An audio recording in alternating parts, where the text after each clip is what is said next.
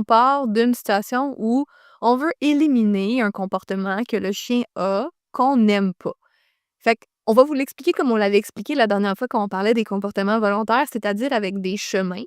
Puis là, ce qu'il faut se rappeler, c'est que chaque chemin est un comportement que le chien peut nous donner. Fait que là, on va dire que le comportement qu'on veut éliminer, c'est par exemple le chien qui saute sur les visiteurs pour avoir de l'attention. Ouais. OK? Fait que là, on a notre chien, puis on a un chien qui veut recevoir de l'attention.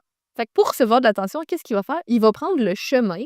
Attends, je le tienne. Il va prendre le chemin qui est sauter sur les visiteurs. OK? Fait que là, Ah là là, sauter.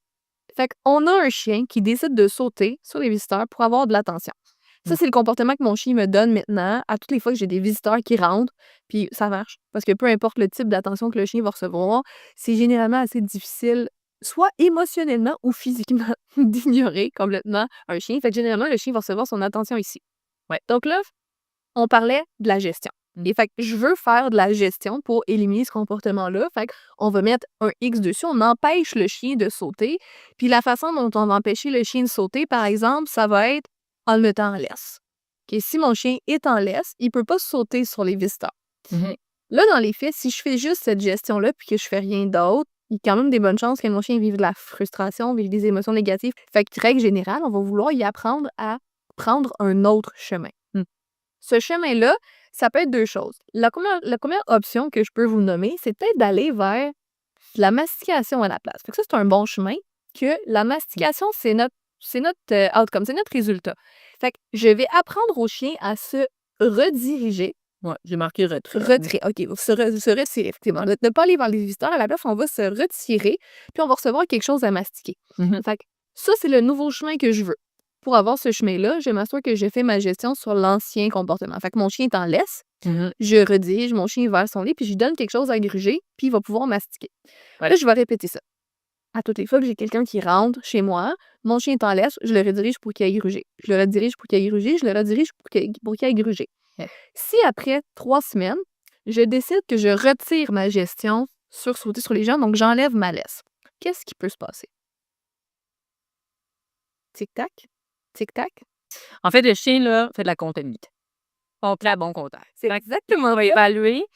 Ah, mais là, j'ai la possibilité de sauter sur les gens. Ça m'apportait De l'attention. de l'attention. Ça vaut X. L'attention, ça vaut X. Mastiquer, ça vaut Y. Ben, est-ce que X est plus grand que Y ou Y est plus grand que X? Ça, c'est juste le chien qui peut te le dire. Exact. En fonction de ce qu'il va choisir de faire. Et voilà. Fait que chaque chien est différent. Ouais. Fait que dans les faits, de savoir si quand je vais retirer ma gestion, le chien va continuer de me donner le chemin retrait pour avoir sa mastication, ça dépend principalement de qu'est-ce qui a le plus de valeur aux yeux du chien entre recevoir de l'attention ou recevoir quelque chose à mastiquer.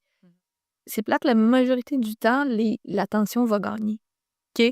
Fait que si tu es dans cette situation-là, ça veut dire que retirer ta gestion, il va falloir que tu le fasses très, très, très, très, très, très, très graduellement pour t'assurer que le chien ne reprenne jamais cette décision-là. Une autre option qui serait une option plus facile, dans le cas où, par exemple, l'attention a vraiment plus de valeur que la mastication, ça serait de rediriger le chien pour qu'il donne un autre chemin pour obtenir le même j'arrive pas à dire outcome, mais le même résultat. Ouais. Fait que mon chien, à la place de sauter pour avoir de l'attention, on pourrait lui apprendre à s'asseoir pour avoir de l'attention. Ouais. OK? Donc, ça peut être s'asseoir devant, mais moi, ce que j'aime bien, c'est faire asseoir le chien entre les jambes quand les gens sont d'accord à la position du milieu. Ça, c'est vraiment hot parce que si le chien est assis devant nous, c'est plus facile de switcher de « je suis assis devant toi » à « je te saute dessus » versus si je suis assis entre tes jambes puis je reçois de l'attention, souvent le saut vient pas. Mais bref, tout ça pour dire que je vais mettre de la valeur sur assis pour avoir de l'attention. Assis pour avoir de l'attention, ma gestion est toujours là. J'ai mon chien en laisse. Fait que si mon chien saute, il peut pas se rendre à la personne. Donc, il pourra pas avoir son attention. Fait que j'ai toujours ma gestion sur le sauter, puis je mets de la valeur sur mon assis.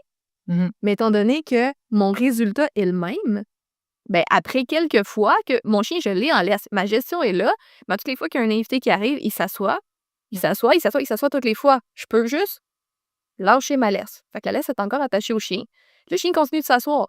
Et ça fait 3 semaines que le chien s'assoit, puis la gestion est... Et je peux la rattraper si jamais il finit par prendre une mauvaise décision, mais il s'assoit, je peux enlever la laisse complètement. J'ai réussi à retirer ma gestion. Pourquoi? Parce que le résultat en bout de ligne est le même.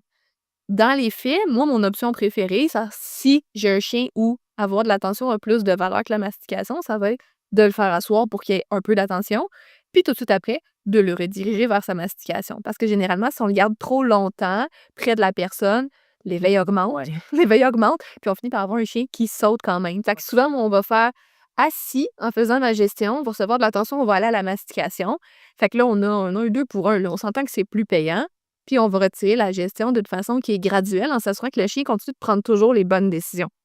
Fait que l'idée, c'est de comprendre aussi que si j'enlève ma gestion au complet, mais que la personne continue de donner de l'attention à mon chien quand mon chien donne pas le bon comportement, bien, c'est sûr qu'on y arrivera jamais.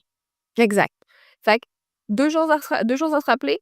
Quand je fais de la gestion sur un comportement volontaire, donc le chien fait ce comportement-là pour obtenir quelque chose, si la gestion est mise puis que le nouveau chemin proposé donne un autre résultat que ce que le chien obtenait au début, je dois m'assurer que ce résultat-là a plus de valeur que l'ancien résultat. Sinon, retirer ma gestion, ça va être tellement long qu'on va dire, bon, mais tant qu'à ça, fais de la gestion à vie, ça va être moins compliqué. Ouais. Si tu veux pouvoir enlever ta gestion, quand même d'une façon graduelle, il faut que tu t'assures que ce que tu offres au chien a plus de valeur ou c'est la même chose, puis après ça, on redirige vers encore plus de valeur. Ça, ben, ça dépend de l'individu, ça dépend de son bagage avant, sur quoi on a mis de la valeur quand il était puppy, son niveau d'éveil aussi. Donc, il y a plein de choses à prendre en considération.